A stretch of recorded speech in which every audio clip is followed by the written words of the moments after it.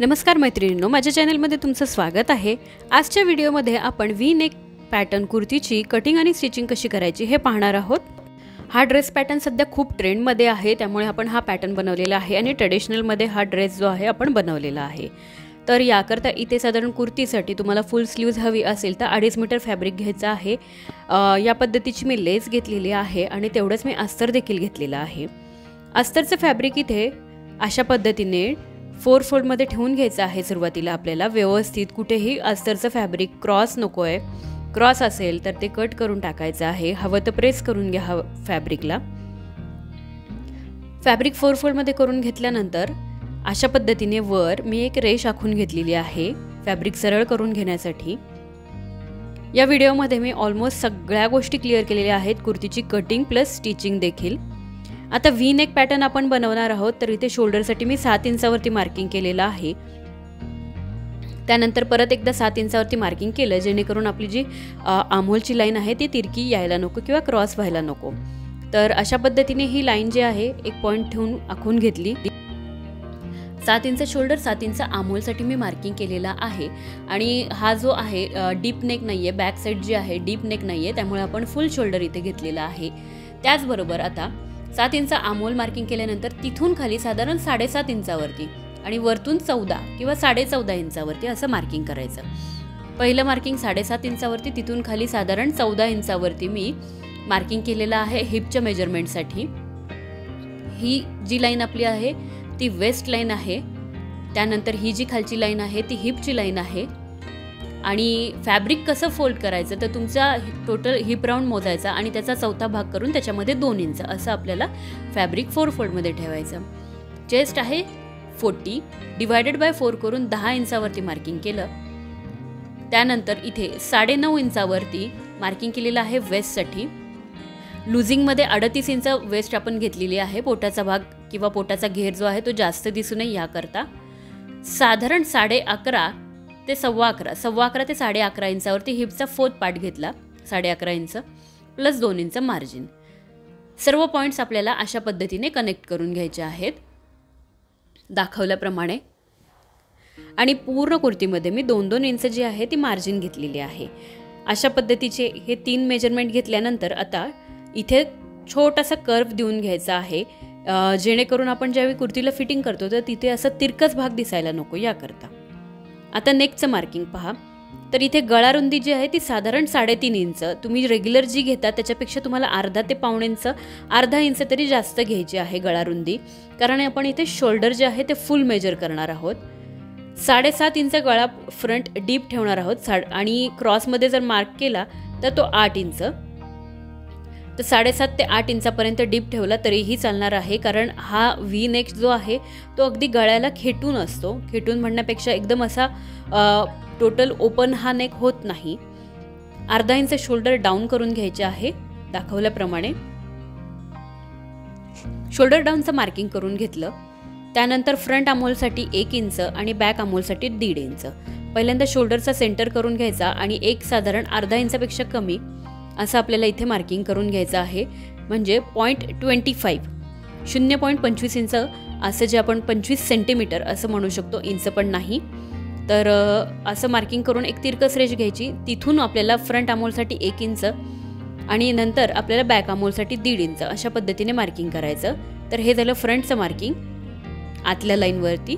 आणि आता बॅक आमोलसाठी आपल्याला जी बाहेरची आपली आमोलची लाईन आहे तिथेच कनेक्ट करायचं आहे। अशा पद्धतीने आमोलसाठी मार्किंग केलं। तुम्ही कोणत्याही साईजमध्ये कुर्ती बनवत असाल तर सेम तुम्हाला असंच ड्राफ्टिंग करायचं आहे। फुल शोल्डर घ्यायचं आहे, जेवढं मेजरमेंट इथे वर घेतलं हिपसाठी तेवढंच खाली घ्यायचं।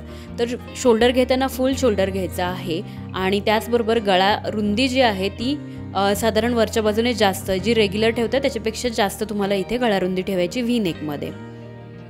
बॅक नेक डीप आपण ठेवणार आहोत 3 इंच, जो की तयार होईल 2.5 इंच आपला शोल्डर फिटिंग नंतर। अशा पद्धतीने कर्व स्केलने आपण मार्किंग करून घेतलेलं आहे। आता इथे जे नेक पॅटर्न आपण करणार आहोत ते सर्व कॅनव्हासवरती करणार आहोत किंवा तुम्ही डायरेक्टली करू शकता। हा झाला फ्रंट पार्ट। लेंथ तुम्ही तुमच्या आवडीप्रमाणे कुर्तीची ठेवून घेऊ शकता। आता अशा पद्धतीने फॅब्रिक घेतलेलं आहे, मेन फॅब्रिक 4 फोल्डमध्ये ठेवलं। दाखवल्याप्रमाणे सर्व मार्किंग करून घ्यायचे आहे. ॲज इट इज सर्वच्या सर्व पार्ट तुम्हाला, पण इथे ठेवताना बॅक पार्टची मार्किंग करायची, कारण बॅक आमोल आणि फ्रंट आमोल या दोघांमध्ये बॅक आमोल मोठा असतो. तर अशा पद्धतीने मार्किंग करून घेतलं आणि कटिंग करून घेतली. त्याचबरोबर आता आपण काय केलेलं आहे, इथे पूर्ण अस्तर जे आहे ते स्टिच करून घेतलं. बॅक साईडचा जो गळा होता, जे आपण अस्तरच्या फॅब्रिकवरती गळा रुंदी टाकली आपण जी, तीच आपण बॅक साईडला पण घेतलेली आहे. आणि हा जो आहे फ्रंट पार्ट आहे. अशा पद्धतीने कॅनव्हास पेपरवरती नेक पॅटर्न मी रेडी करून घेतले आणि त्यानंतर हे स्टिच करून घेतलेले आहेत. कुर्तीच्या शोल्डरच्या सेंटरवरती ठेवलेला आहे नेक पॅटर्न सरळ बाजूने आणि कॅनव्हास पेपर स्टिच करून घेतला. त्यानंतर एक्स्ट्रा फॅब्रिक कट करून घेतलेला आहे. आता हा पार्ट जो आहे आपल्याला सरळ बाजूला टर्न करून घ्यायचा आहे दाखवल्याप्रमाणे. सेम अशाच पद्धतीने मी फ्रंट पार्ट पण घेतला, सेंटरपर्यंत एक जी आहे स्टिच करून घेतली आणि त्यानंतर दोन्ही बाजूंनी जो व्ही शेप आहे त्याला मी स्टिच करून घेतलेला आहे. हा जो व्ही नेक आहे तो खालच्या बाजूने एकदम क्लोज असतो आणि वरच्या बाजूने गळ्याच्या बाजूने तो ओपन राहतो. तर अशा पद्धतीने याचं कटिंग असतं आणि खूप छान ट्रेंडमध्ये आहे. तर अगदी रेडीमेडसारखा लुक या कुर्तीला आलेला आहे. तुम्ही लास्टला त्याचा जो फोटो आहे तो तुम्ही पाहू शकता. आणि खूप कमी खर्चात अगदी 20 ते 30 रुपये मीटरची लेस जी आहे तुम्हाला इथे घेतली तुम्ही, तर ती त्यात 20 ते 30 रुपये मीटरच्या लेसमध्ये देखील हा ड्रेस जो आहे खूप छान आणि ट्रेडिशनल लुक देऊन जातो. तर तुम्ही ही कुर्ती नक्की ट्राय करा आणि मला फोटो नक्की शेअर करा. व्हॉट्सअपचा आपला जो ग्रुप आहे. तर अशा पद्धतीने पॅटर्न सरळ करून घेतला.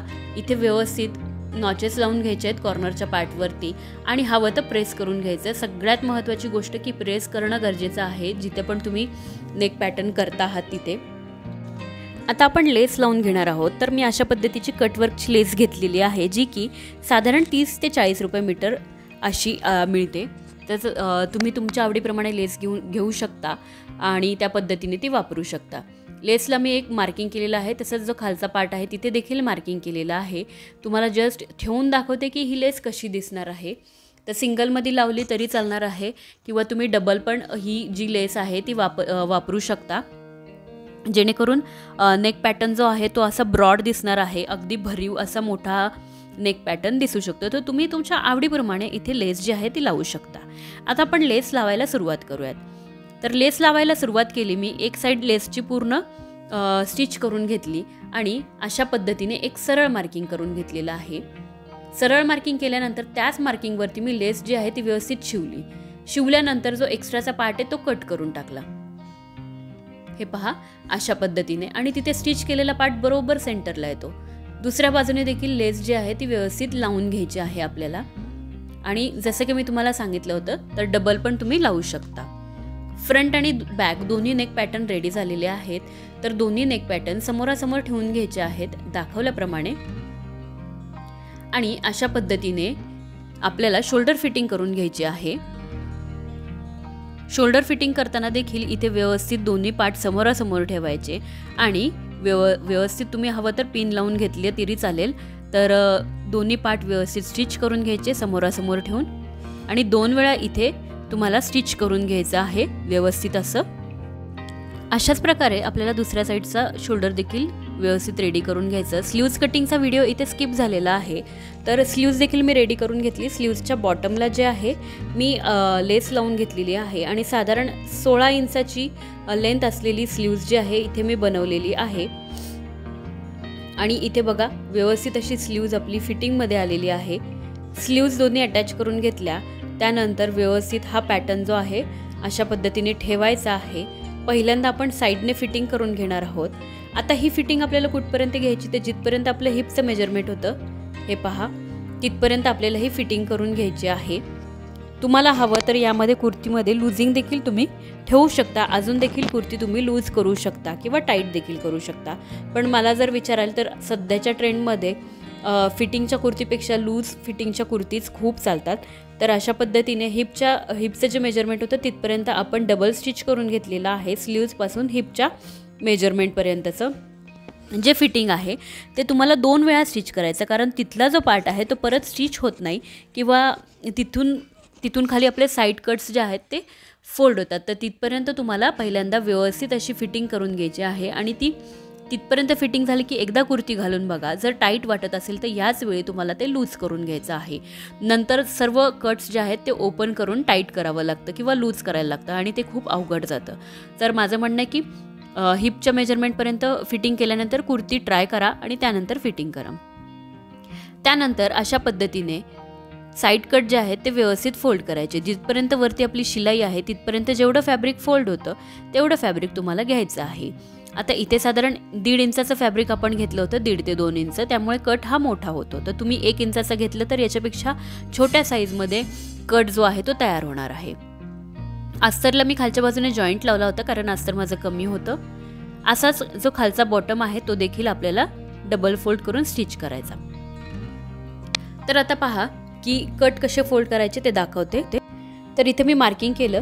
इथे आपला साईड कट जो आहे त्याची फिटिंग आहे किंवा तिथपर्यंत शिलाई आलेली आहे. आता हे अशा पद्धतीने मी एक अंदाजे फोल्ड करून घेतलं. फोल्ड केल्यानंतर तुम्ही इथे प्रेस देखील करू शकता किंवा पिनने देखील सिक्युअर करू शकता, जेणेकरून ना कट जो आहे तो खालपासून वरपर्यंत एकाच साईजमध्ये फोल्ड होतो. नखाने देखील इथे प्रेस करू शकता, पण इस्त्रीने करून घेतलं तर बिगिनर्ससाठी खूप छान आणि हातशिलाई घातली तर त्याहून उत्तम. अशा पद्धतीने साईड कट मी घेतलेला आहे. खालच्या बाजूने बॉटमपासून सुरुवात करणार आहे. बॉटमपासून सुरुवात केली आणि हे पहा अशा पद्धतीने वरच्या बाजूपर्यंत आपल्याला ही टीप घ्यायची आहे आणि व्यवस्थित अशी टीप घ्यायची आहे. आता जिथपर्यंत ही शिलाई आहे त्याच्यावरती साधारण अर्धा इंच किंवा त्याच्यापेक्षा कमी घेतलं तरी चालेल, तिथपर्यंत शिलाई घ्यायची. त्यानंतर निडल फिरवून कुर्तीचं डायरेक्शन चेंज करायचं आणि आडवी स्टिच करायची. तिथे डबल स्टिच करायचं आहे, आडवं आहे तिथे. त्यानंतर जेवढं फॅब्रिक फोल्ड होत आहे तेवढंच फॅब्रिक फोल्ड करायचं. जेवढं समोरच्या बाजूने फोल्ड झालेलं आहे दुसऱ्या कटसाठी तेवढंच फॅब्रिक व्यवस्थित फोल्ड करत कुर्तीचा जो कट आहे साईड कट तो तुम्हाला फोल्ड करायचा आहे. खूप साधी सोपी पद्धत आहे कुर्ती कटिंग आणि स्टिचिंगची. फक्त प्रॉब्लेम येतो तो साईड कटमध्ये, तर ते देखील मी तुम्हाला शिकवलेलं आहे. यानंतरही काही कुर्तीजचे व्हिडिओ जे आहेत ते अपलोड होणार आहेत. तर हा आहे कुर्तीचा फायनल लुक. कुर्ती कशी वाटली हे कमेंट्स करून नक्की कळवा. चॅनलला लाईक करा, शेअर करा आणि सबस्क्राईब करा. खाली दिलेल्या बेल आयकॉनवरती क्लिक करा म्हणजे येणाऱ्या प्रत्येक व्हिडिओची नोटिफिकेशन तुम्हाला नक्कीच मिळेल.